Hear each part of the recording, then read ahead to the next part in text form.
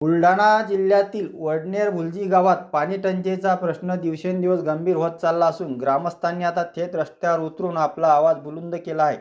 18 मे रोजी गावात भव्य घागर मोर्चाचे आयोजन करण्यात आले।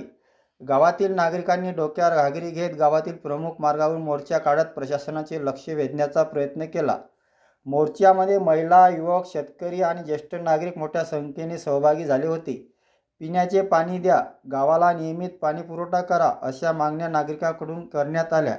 स्थानिक ग्रामस्थांच्या म्हणण्यानुसार गावात अनेक दिवसांपासून नियमित पाणीपुरवठा होत नसल्याने नागरिकांना मोठ्या अडचणीचा सामना करावा लागत आहे।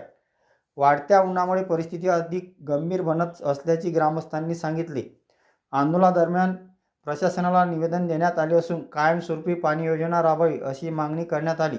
तसेच जिल्ह्यातील ग्रामपंचायतीमध्ये सुरू असलेल्या कामाची स्वतंत्र चौकशी व्हावी अशी मागणी काही ग्रामस्थांनी व्यक्त केली। दरम्यान प्रशासनाकडून योग्य उपाययोजना करण्यात याव्या अशी अपेक्षा नागरिकांकडून व्यक्त केली जात आहे। तुमच्या परिसरातील पाणी टंचाईची समस्या आहे का? कॉमेंटमध्ये नक्की सांगा। मागच्या 15 वर्षामध्ये या वडनेर गावाला 2 मुख्य योजना लाभलेल्या आहेत। एक महाजल आणि जलजीवन मिशन। जलजीवन मिशन हे 4 महिने झाले ग्रामपंचायतीने हस्तांतरित केलेली आहे। त्याचा थोडासाही फायदा नागरिकांना झाला नाही अजून। आणि महाजल योजनेचं याने आम्हाला प्रत्युत्तर दिलेलं आहे की त्याची पाईपलाईन निष्क्रिय झालेली आहे।